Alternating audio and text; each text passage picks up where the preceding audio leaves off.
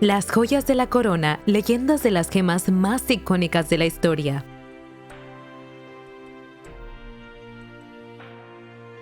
A lo largo de la historia, los diamantes y las joyas han sido mucho más que adornos. Han representado poder, han provocado obsesiones y han sido el origen de escándalos que cambiaron el rumbo de imperios enteros. Desde los tesoros robados de dinastías caídas hasta gemas que encendieron guerras y traiciones, exploramos los secretos, leyendas y misterios que rodean algunas de las piedras preciosas más extraordinarias jamás conocidas.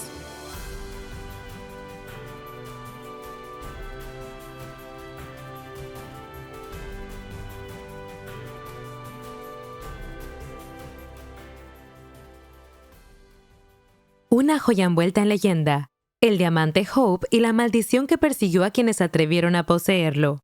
El diamante regente, una obra maestra de la corona francesa. Y el diamante verde de Dresde, una rareza custodiada bajo llave por monarcas europeos. Cada uno guarda una historia que merece ser contada. Adentrémonos en los pasillos de Versalles, donde una sola joya desató un escándalo que sacudió a la monarquía. El robo del collar de diamantes, más que un engaño, fue una traición que manchó el nombre de María Antonieta y avivó las llamas de la revolución. Sigamos el viaje de Koh-i-Noor, un diamante disputado durante siglos. Y el diamante Orlov, antaño objeto de devoción, robado para convertirse en símbolo de poder en manos de una emperatriz rusa. Algunos de estos tesoros se perdieron con el tiempo. Otros permanecen bajo llave en museos y bóvedas reales, y algunos desaparecieron en circunstancias misteriosas, dejando tras de sí susurros de traición, robo y amores prohibidos.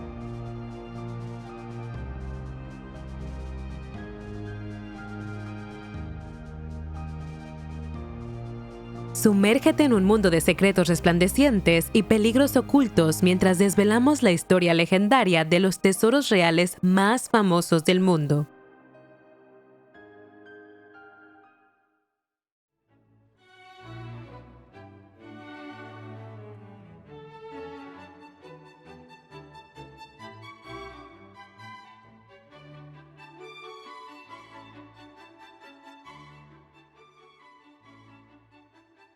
Majestuoso, deslumbrante y marcado por la conquista, el diamante regente es uno de los diamantes más perfectos jamás tallados, pero su historia está manchada de traición, contrabando y revolución.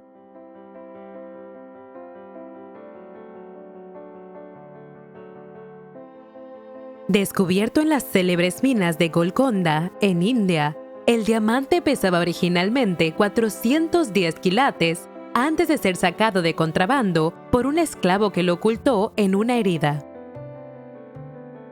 Traicionado por un mercader, la gema cambió de manos hasta ser adquirida por Thomas Pitt, un gobernador británico, quien la mandó tallar hasta alcanzar su espectacular forma de 141 quilates. El resto de la piedra en bruto original fue cortado en gemas más pequeñas, algunas vendidas por separado y cuya pista se ha perdido en el tiempo. Es posible que aún existan en colecciones privadas o como parte de otras joyas reales ocultas en la historia.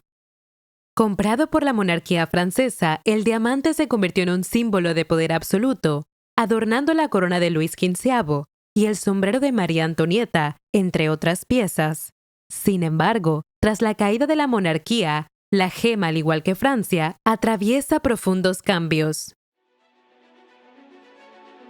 Robado durante la Revolución Francesa en 1792, desapareció por años antes de reaparecer en manos de un joyero. Finalmente fue reclamado por Napoleón, quien lo incrustó en la empuñadura de su espada.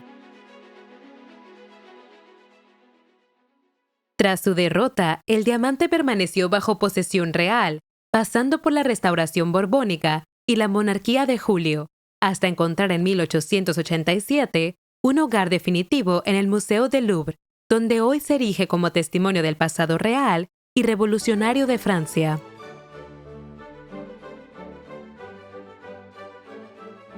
Ahora resguardado en el Louvre, el diamante regente ha sobrevivido a revoluciones y guerras, un testigo silencioso de los cambiantes destinos del poder en Francia.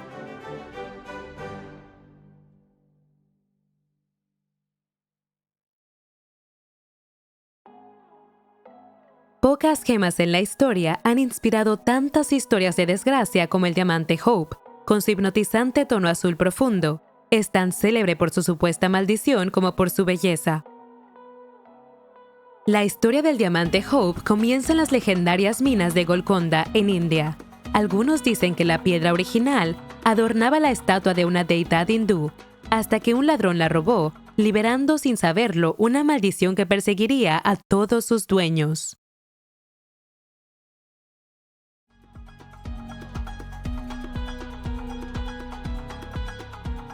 Sin embargo, los registros históricos sugieren que este relato probablemente fue añadido más tarde, acrecentando así el halo de misterio que lo rodea.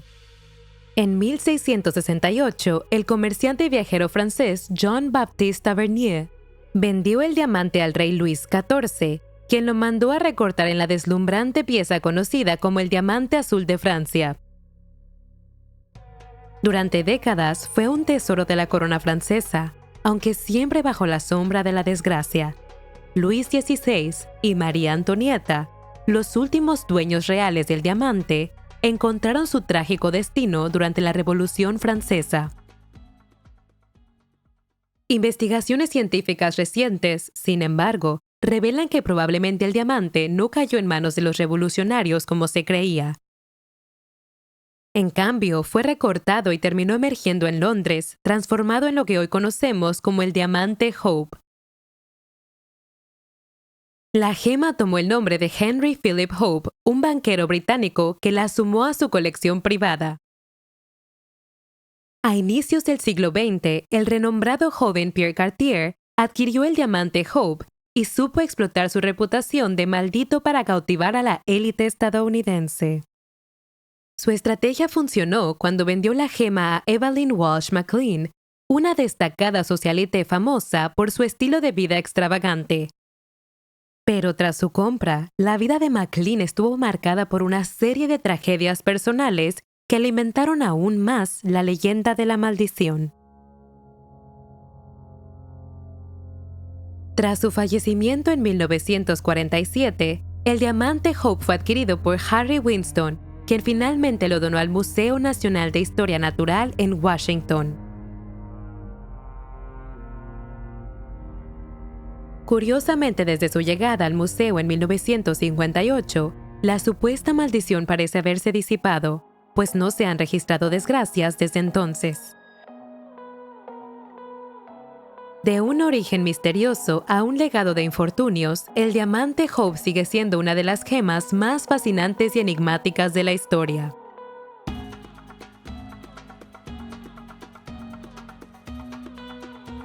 Una joya de belleza sobrecogedora envuelta en los mitos del tiempo.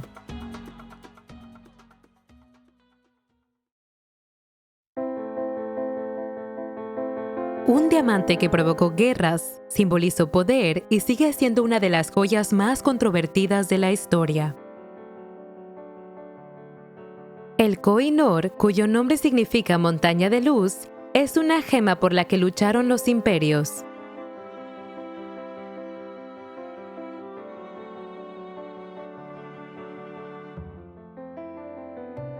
El Koh-i-Noor no es un diamante cualquiera, es uno de los más grandes y célebres del mundo, con un peso actual de 108.93 quilates.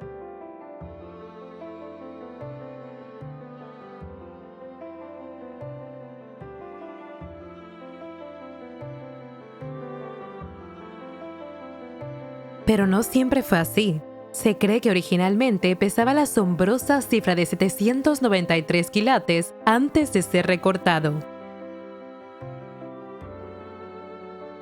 Algunos sostienen que sus orígenes se remontan a más de 5.000 años, incluso mencionado en antiguos textos sánscritos. Otros creen que proviene de las legendarias minas de Golconda, famosas por producir algunas de las gemas más míticas del mundo.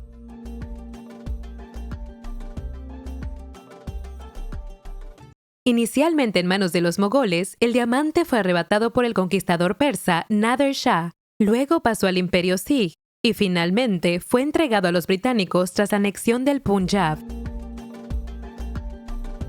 El Koh-i-Noor era mucho más que un adorno, representaba el derecho divino y la fuerza imperial.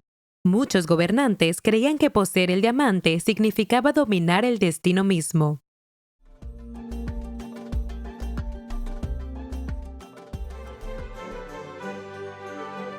Pero lo que hace verdaderamente fascinante a este diamante no es solo su belleza, sino la maldición que lo acompaña. La leyenda dice que el Koh-i-Noor trae desgracia e incluso la muerte a cualquier hombre que lo lleve. De hecho, tras adquirirlo en el siglo XIX, los británicos tomaron una curiosa decisión.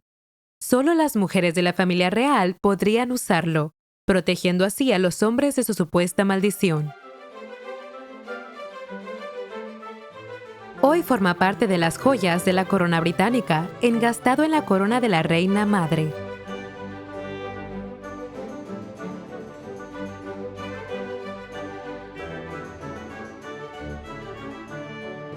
¿Pero cómo terminó en manos británicas? En 1849, tras la Segunda Guerra Anglo-Sikh, el Punjab fue anexado por los británicos, y el joven Maharaj Duleb Singh, de apenas 11 años, fue obligado a regalar el Koh-i-Noor a la reina Victoria.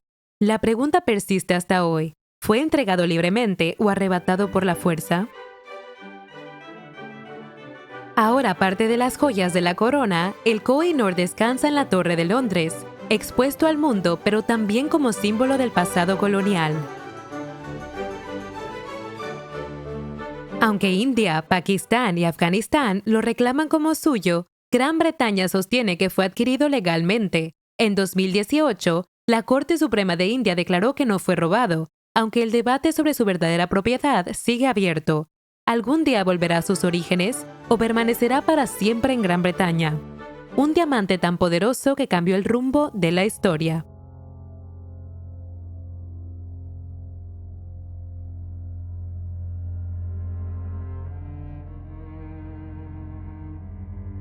Otro tan infame que se decía traía la ruina a todos sus dueños.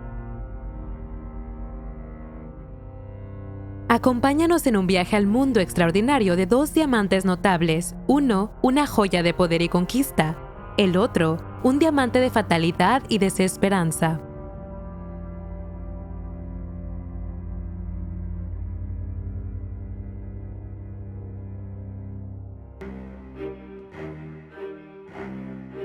El diamante Orlov no es una joya cualquiera, es una leyenda envuelta en misterio. Con un peso asombroso de 189.62 quilates, reposa en el centro imperial de los zares rusos.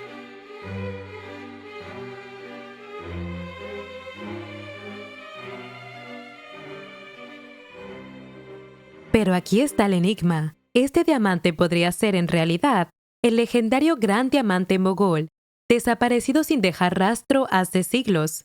¿Por qué lo creen los historiadores? Ambos diamantes comparten el mismo tallado inusual, la misma marca interna distintiva y la misma forma rara, mitad pulida y mitad en bruto, como si un bloque de hielo hubiese sido partido en dos. ¿Coincidencia? Tal vez, pero los diamantes no desaparecen así como así. ¿O sí? Una teoría sugiere que tras el saqueo de India por parte del rey persa Nader Shah, su botín incluía el gran diamante mogol. Pero tras su asesinato, la gema nunca volvió a verse oficialmente. Algunos creen que fue contrabandeada en secreto hacia Europa, recortada para ocultar su origen y que reapareció en Ámsterdam antes de llegar finalmente a Rusia.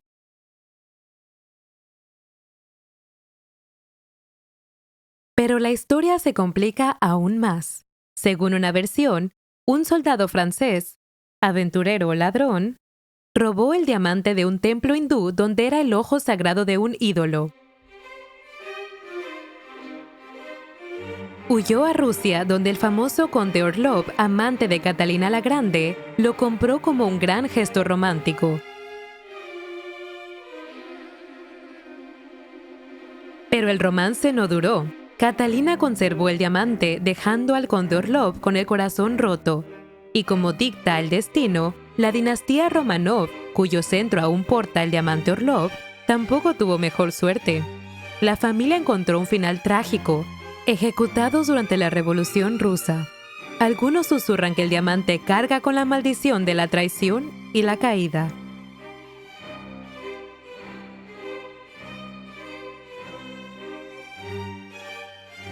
Si el diamante Orlov está rodeado de misterio, el Orlov negro es pura oscuridad, tanto en su color como en su leyenda.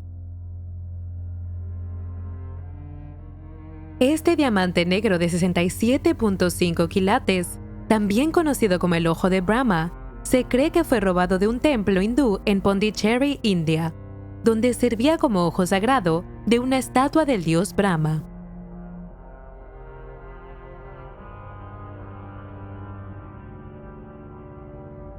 Se dice que la piedra llevaba consigo una maldición que trajo desgracias a sus dueños. Circularon relatos de muertes misteriosas y suicidios vinculados a la gema, aunque no existen registros históricos que los confirmen. Uno de los casos más famosos fue el de J.W. Paris, un comerciante de diamantes que, según la leyenda, se quitó la vida en 1932, poco después de llevar el diamante a Estados Unidos. ¿Pero fue realmente el diamante el culpable? La duda persiste. Curiosamente, los diamantes negros son una rareza, a diferencia de los diamantes tradicionales formados en las profundidades de la corteza terrestre. Los diamantes negros, también llamados carbonados, podrían tener un origen extraterrestre.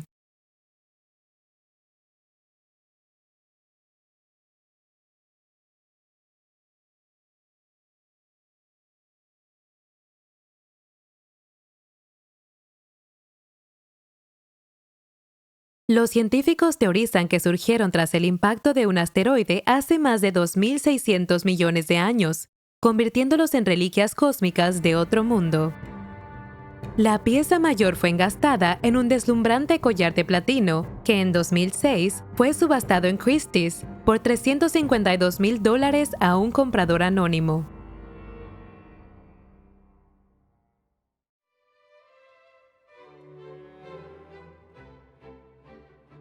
Con más de 400 años de antigüedad, el diamante Beau Sancy es una de las gemas históricamente más significativas del mundo. Pero su historia va más allá de su brillo. Es un tesoro tejido en la trama de la historia, la diplomacia y el poder europeos. El Beau Sancy, que pesa poco menos de 35 quilates, no es célebre solo por su extraordinaria belleza, sino por el increíble recorrido que ha tenido a lo largo de los siglos. Tallado en forma de pera, posee una calidad única, casi etérea. Su historia se remonta en el siglo XVI, lo que lo convierte en uno de los diamantes más antiguos y legendarios del mundo. Descubierto en India, sus orígenes exactos siguen siendo un misterio, aunque se cree que primero perteneció a un rey persa. No fue sino hasta su llegada a Europa que comenzó a forjarse la verdadera leyenda del Beau Sancy.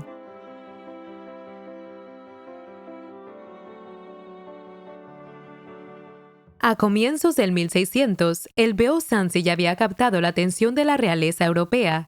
En 1604, el rey Enrique IV de Francia lo adquirió, fascinado por la piedra. El monarca reconocía en ella no solo un objeto de gran valor, sino un símbolo de su reinado.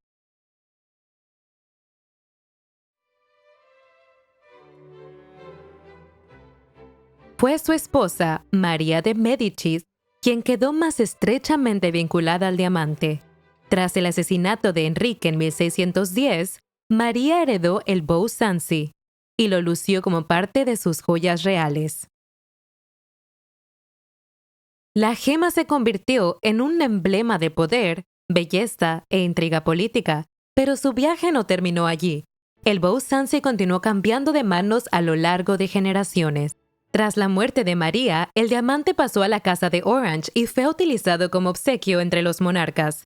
A través de épocas de agitación política, Llegó a Inglaterra y más tarde a la corona prusiana, donde sobrevivió a guerras, conquistas y dinastías en constante cambio. A lo largo de los siglos, el diamante fue engastado de distintas formas y lucido por reinas, reyes y princesas, incluida la destacada emperatriz Augusta Victoria.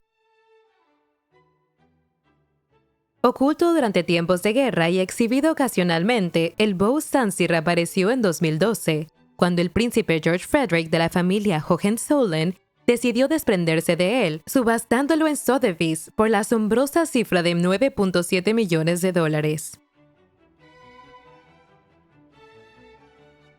Hoy, el Beau-Sancy está en manos privadas y su ubicación actual es desconocida. Pero su legado perdurable, su belleza y su enorme valor histórico sigue siendo un testimonio del poder y la intriga de la realeza europea.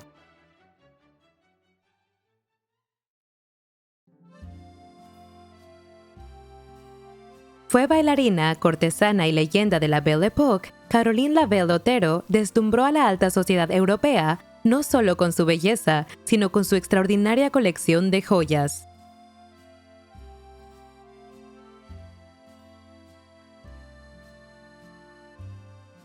Reyes, emperadores y aristócratas la colmaron de diamantes, perlas y zafiros. Su joya más famosa, un bolero hecho enteramente de diamantes. En 1901, el joyen parisino Hamelin exhibió el bolero de Otero, una chaqueta sin mangas confeccionada con diamantes y gabujones de colores. La prenda brillaba como una segunda piel, elaborada con la intrincada técnica resil, una delicada malla de joyas que parecía encaje. Durante 6 meses fascinó a quienes pasaban frente a la vitrina del joyero.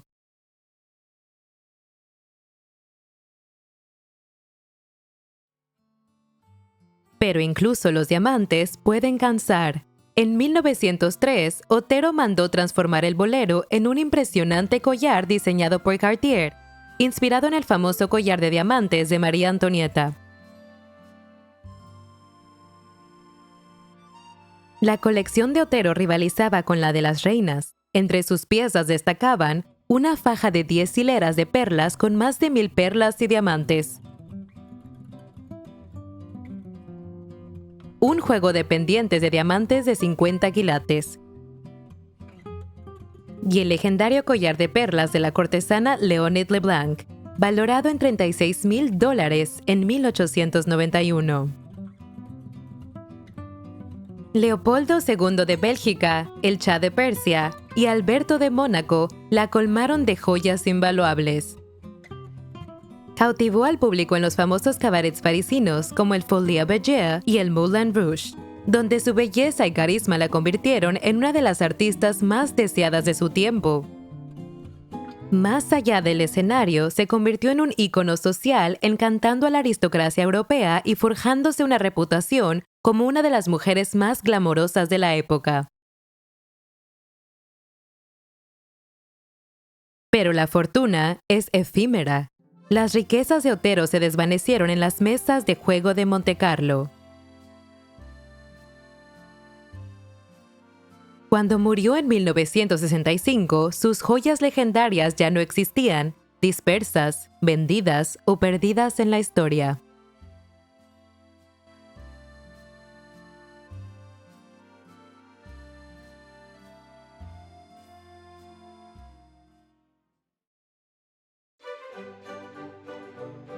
Era 1784 en el Palacio de Versalles cuando se desarrolló uno de los engaños más escandalosos de la historia de Francia.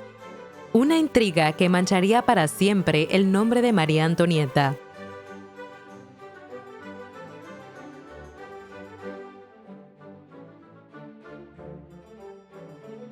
En su centro, un cardenal desesperado por recuperar el poder, una astuta estafadora y un collar con el valor de una fortuna real.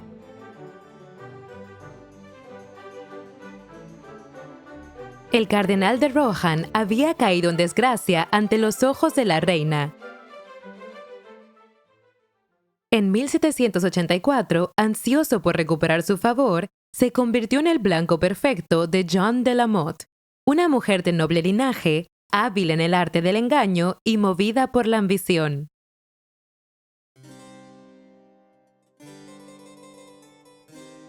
Lamotte convenció al cardenal de que era una confidente de confianza de la reina. Con promesas de reconciliación, lo condujo a un encuentro secreto. Y así, en una cálida noche de verano en los jardines de Versalles, Rohan creyó estar frente a María Antonieta en persona, sin saber que todo era una farsa magistralmente orquestada. Al mismo tiempo, los joyeros reales Boomer y Bassonge luchaban desde hace años por vender su creación más extravagante, un collar de diamantes digno de una reina. Los rumores hablaban de su valor descomunal, cerca de 2.800 quilates de deslumbrante resplandor, un tesoro digno de un rey.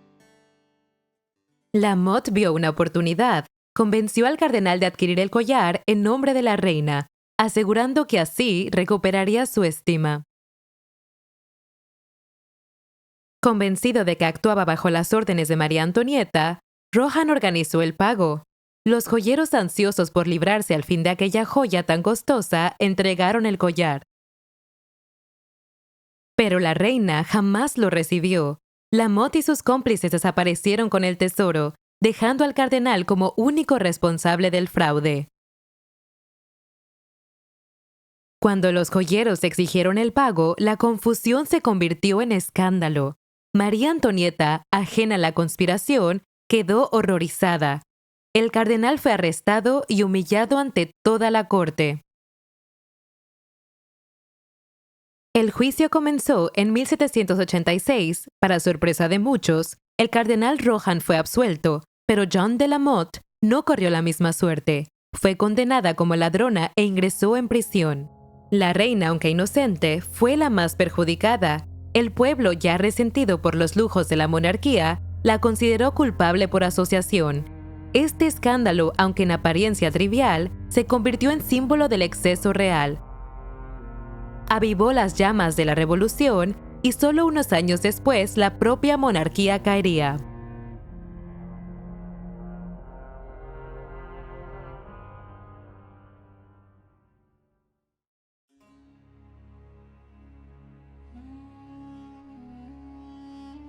Pocos gobernantes encarnaron el exceso como el rey Farouk de Egipto, el último monarca reinante de la dinastía de Mehemet Ali. Su vida fue un derroche de extravagancia, joyas raras, banquetes fastuosos y un hambre insaciable de lujo. Desde joven, Farouk estuvo rodeado de riqueza.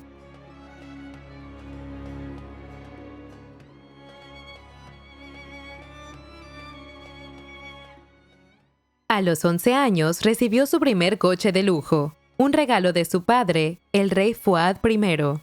Con el tiempo, su colección se convirtió en una de las más envidiadas del mundo. Pero los automóviles eran solo una de sus muchas obsesiones. El rey poseía una legendaria colección de piedras preciosas, diamantes, esmeraldas y rubíes, muchas heredadas de una dinastía que había gobernado Egipto por casi 150 años. Incluso de niño, mandaba llamar a sus sirvientes con un cistro incrustado de diamantes. Su madre, la reina Nasli, y su hermana, la princesa Focia, tampoco eran ajenas al lujo. Focia, célebre por su belleza, lucía exquisitas piezas de Van Cleef & Arpels, incluido un collar Art Deco de esmeraldas en 1929.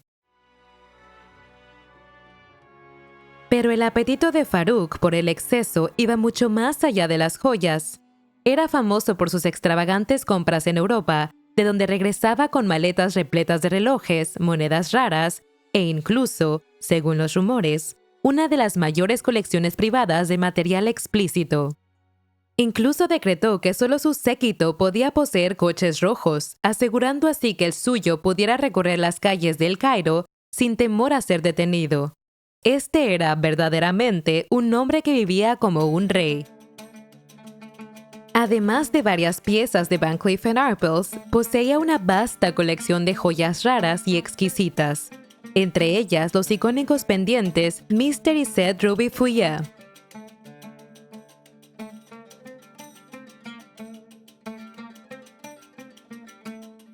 Su fastuosa boda en 1951 atrajo regalos extravagantes de líderes mundiales. Adolf Hitler envió un Mercedes-Benz, mientras que Joseph Stalin obsequió un juego de escritura adornado con gemas.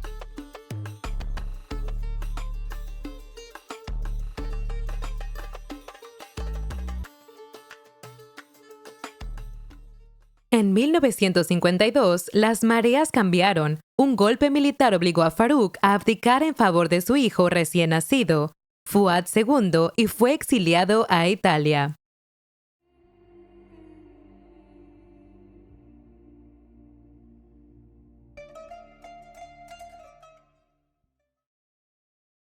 Aunque despojado de su trono, nunca abandonó su vida de excesos. Incluso en el exilio se entregaba a la buena mesa y a los lujos.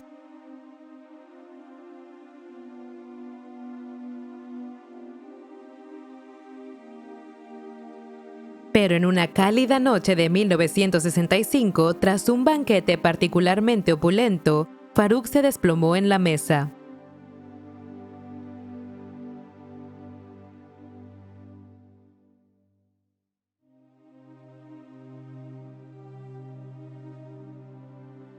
El hombre que había vivido como un faraón había muerto, su final tan repentino como la caída de su reino.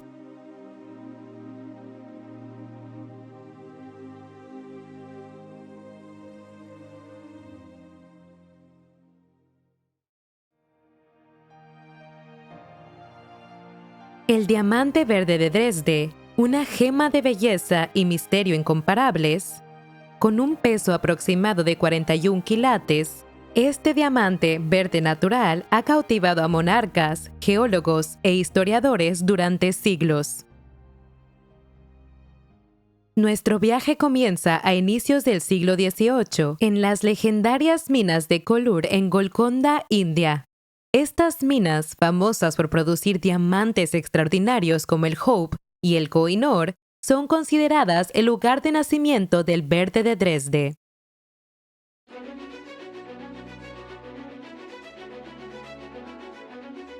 A diferencia de otros diamantes, su fascinante tono verde es un prodigio natural, resultado de millones de años de exposición a minerales radioactivos en las profundidades de la Tierra.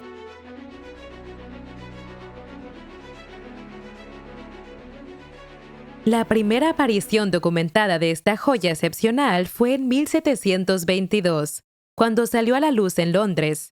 Un boletín de ese octubre reportó un gran diamante de un fino color verde esmeralda, mostrado al rey Jorge I por un comerciante que regresaba de la India.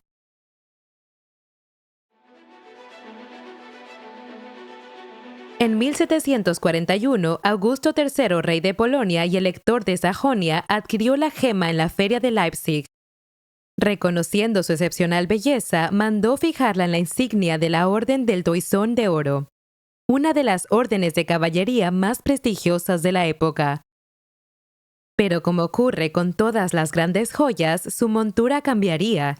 En 1768, su nieto Federico Augusto III buscó un nuevo diseño. El joyero de la corte, Daesbach, transformó el diamante en un espectacular broche de sombrero, complementado con dos grandes diamantes de 6.3 y 19.3 quilates, rodeados de 411 diamantes más pequeños. Esta pieza exquisita permanece intacta hasta el día de hoy.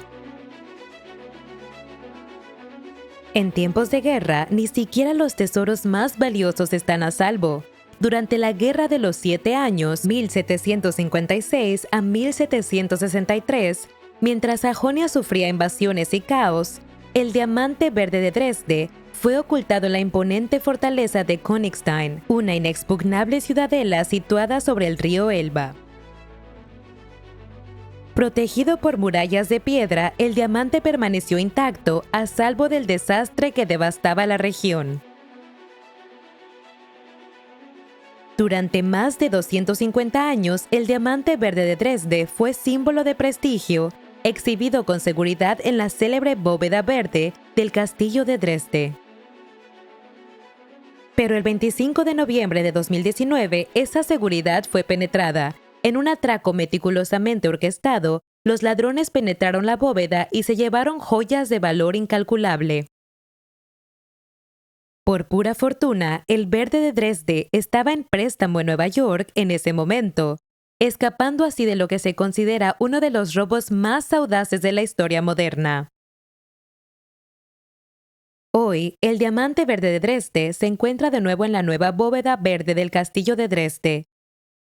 Su exhibición ha sido cuidadosamente rediseñada con paredes espejadas y una vibrante iluminación verde que resalta el tono natural de la gema.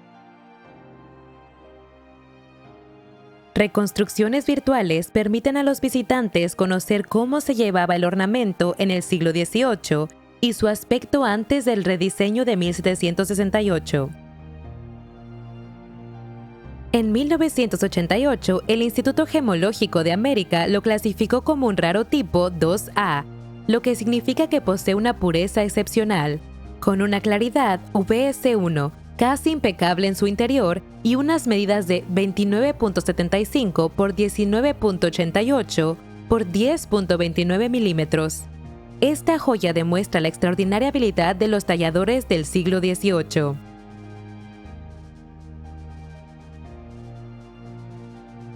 Su extraordinario color, su historia real y su supervivencia a la guerra convierten al diamante verde de Dresde en una verdadera leyenda. En el año 2000 fue exhibido junto al célebre diamante Hope en el Instituto Smithsonian, consolidando su lugar en la historia como uno de los diamantes más raros y fascinantes jamás descubiertos. Testimonio de las maravillas de la naturaleza y de la maestría humana, sigue siendo uno de los tesoros más extraordinarios del mundo.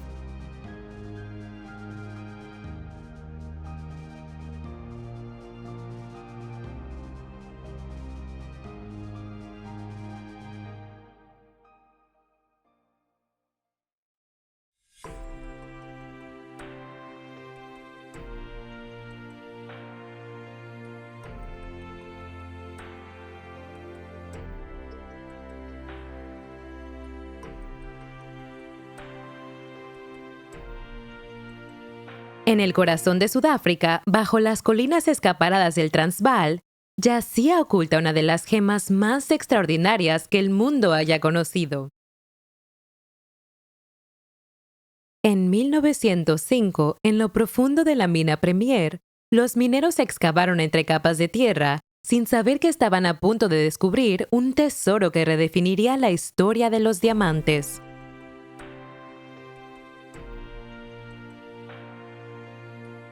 Una piedra colosal apareció, 3.106 quilates de pura belleza inmaculada, esperando ser transformada en algo aún más espectacular. Era un diamante de un tamaño inimaginable, un verdadero prodigio de la naturaleza. El diamante Cullinan, como más tarde se llamaría, supera en grandeza a todo lo que el mundo había visto antes. Hasta ese momento, el mayor diamante conocido era el Excelsior. Llevaba el nombre de Sir Thomas Cullinan, el hombre que había descubierto la mina Premier apenas 3 años antes. La mina misma era un prodigio, situada cerca del pueblo de Cullinan, un lugar destinado a entrar en la historia. Pero este hallazgo daría inicio a un misterio que fascinaría al mundo durante décadas.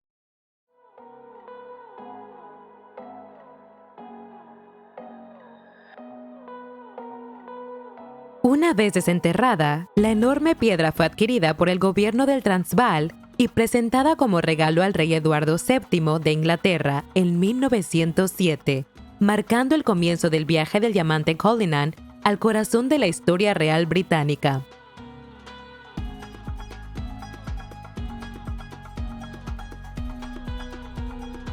Pero la gran incógnita era, ¿cómo podía transformarse una gema en bruto de más de 3.000 quilates en algo digno de ser portado por la realeza?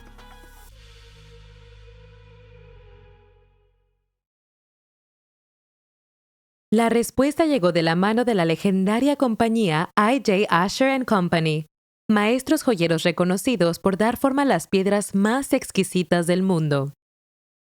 La familia Asher, con sede en Ámsterdam, recibió la monumental tarea de tallar el diamante Cullinan. Los dos diamantes más grandes resultantes fueron poco menos que milagrosos.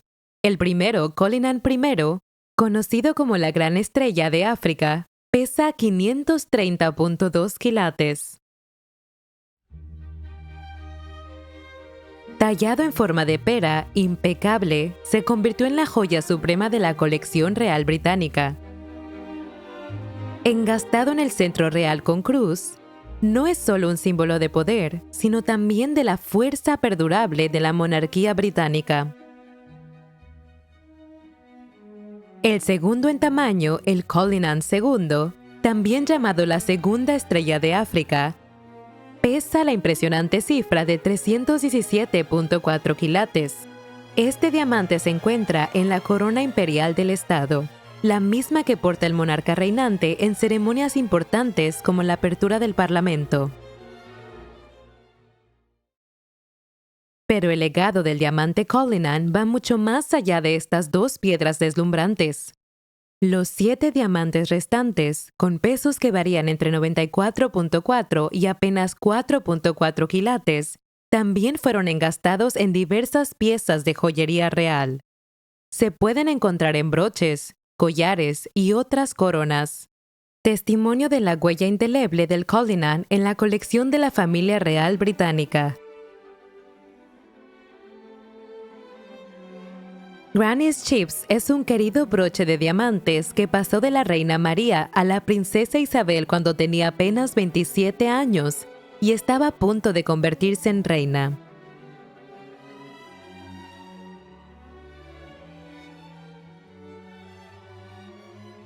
Formado por los diamantes Cullinan III y IV, el broche fue apodado cariñosamente las pequeñas estrellas de África, debido a su tamaño en comparación con los Cullinan mayores.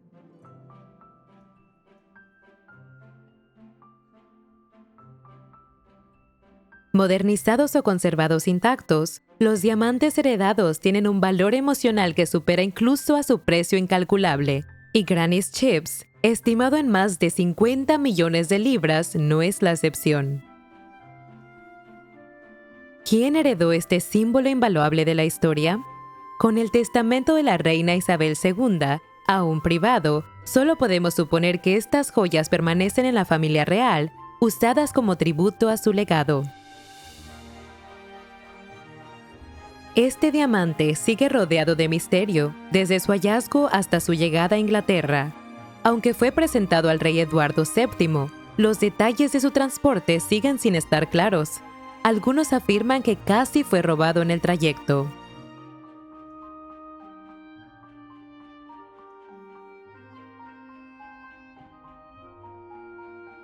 Su traslado fue un secreto bien guardado, y como semejante piedra atravesó un mundo inestable, sigue siendo un enigma.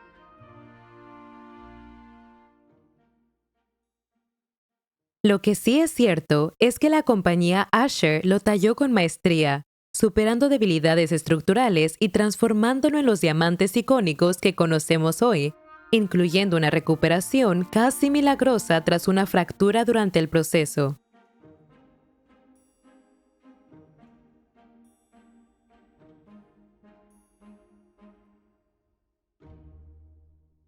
Los diamantes Cullinan no solo son valiosos por su tamaño y belleza, son símbolos del poder y la influencia británicos. Durante más de un siglo han ocupado un lugar central en la grandeza de las ceremonias reales.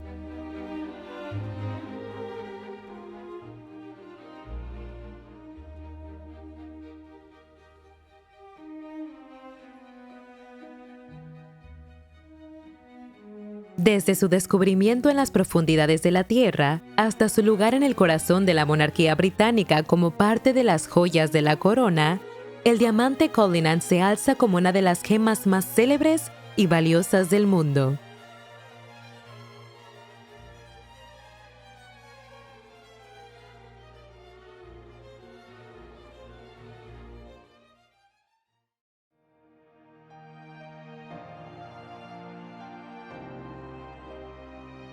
Pocas joyas en la historia poseen un legado tan rico, variado y enigmático como la perla peregrina. Esta gema de 55.95 quilates, en su momento, la perla más grande conocida en el mundo, ha tejido su historia a lo largo de los siglos, capturando la imaginación de quienes han estado en su órbita. Pero ¿cómo llegó un tesoro así, envuelto en un misterio, a las manos de algunos de los monarcas más poderosos de la historia? Los orígenes de la perla peregrina son tan misteriosos como su brillo. Una leyenda habla de un esclavo africano que encontró la perla y obtuvo la libertad a cambio. Otra versión sitúa su descubrimiento en 1513.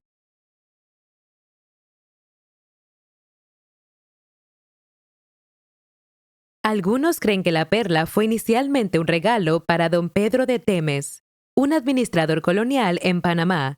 Se dice que la envió al príncipe Felipe de España, futuro consorte de la reina María Tudor de Inglaterra.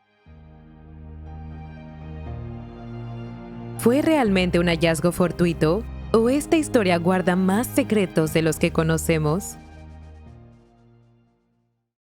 A medida que pasaban los años, la historia de la perla se volvió cada vez más enredada.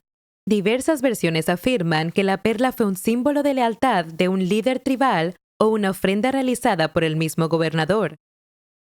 Lo que está claro es que el viaje de la perla peregrina apenas comenzaba. En 1579, la perla llegó a Sevilla desde Panamá. El rey Felipe II, conocido por su inmensa riqueza y amor por las joyas raras, adquirió la perla peregrina para la corona española. La perla se convirtió en una de las joyas de la corona de España y pronto sería la favorita de las reinas españolas. Margarita de Austria, esposa de Felipe IV, se dice que la lució en las históricas celebraciones de paz entre España e Inglaterra, pero su belleza no se limitaría a España. La perla apareció en retratos del famoso pintor español Diego Velázquez, usada por las reinas Isabel de Francia y Mariana de Austria. Durante décadas brilló entre la élite real de España, sirviendo como símbolo de poder, riqueza y elegancia. Pero como ocurre con todos los grandes tesoros, el destino de la perla peregrina dio un giro dramático. En 1808, cuando José Bonaparte, hermano de Napoleón, tomó el trono español, saqueó las joyas de la corona, llevándose la perla peregrina. Tras su breve reinado, la perla llegó a manos de su sobrino Napoleón III, quien durante su exilio en Inglaterra, se vio obligado a venderla a James Hamilton, duque de Abercorn. Se dice que la perla era tan pesada que se cayó de su engaste en 2 ocasiones, una en el castillo de Windsor y otra durante un baile en el palacio de Buckingham. ¿Podría esta ser la razón de su eventual transformación? En 1969, la perla peregrina dio otro giro dramático. En una subasta en Londres fue vendida a la leyenda de Hollywood, Richard Burton. Pagó $37,000 por este extraordinario tesoro, el cual fue un regalo a su esposa, la inolvidable Elizabeth Taylor, para el día de San Valentín. Elizabeth Taylor, conocida por su amor a las joyas raras, quedó fascinada por la historia y belleza de la perla. Encargó a Cartier rediseñar su engaste, combinando diamantes, rubíes y perlas, creando un collar completamente nuevo y deslumbrante. El renacimiento de la perla peregrina como obra maestra moderna le otorgó aún más renombre, consolidando su lugar como una de las joyas más icónicas del mundo. Tras la muerte de Elizabeth Taylor, la perla peregrina fue vendida nuevamente como parte del patrimonio de la actriz en diciembre de 2011 por $10.5 millones, más de 11 millones con comisiones, y actualmente se encuentra en manos privadas. La perla peregrina, una perla cuyo viaje comenzó en el misterio, se ha convertido en un símbolo atemporal de belleza e historias entrelazadas. Desde las selvas de Panamá hasta las cortes europeas y más tarde, el glamour de la Edad de Oro de Hollywood ha dejado una huella imborrable en algunas de las colecciones más legendarias del mundo.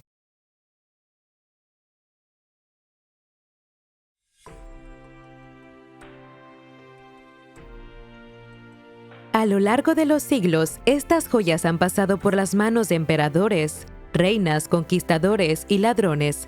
Cada gema cuenta una historia, un relato de poder, ambición, misterio y, en ocasiones, incluso infortunio. Pero más allá de su deslumbrante belleza, estos tesoros sirven como recordatorio de los imperios que surgieron y cayeron, de fortunas ganadas y perdidas, de susurros de traición y ecos de leyendas que se niegan a desaparecer.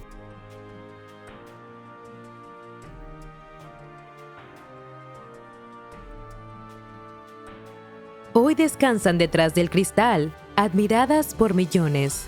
Algunas permanecen bajo llave, intocables, ocultas al mundo. Y aún así, sus historias continúan evolucionando, porque con cada nuevo descubrimiento, cada nuevo escándalo y cada nueva reclamación de propiedad, la historia nunca está realmente terminada.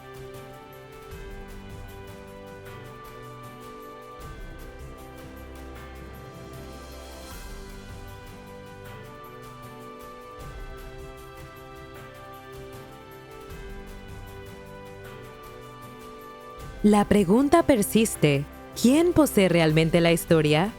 ¿Puede un diamante pertenecer a un solo gobernante, a una nación o al mundo entero? Estas joyas han sobrevivido a reyes y reinas, y sin embargo siguen siendo símbolos de lo que fue y de lo que aún es.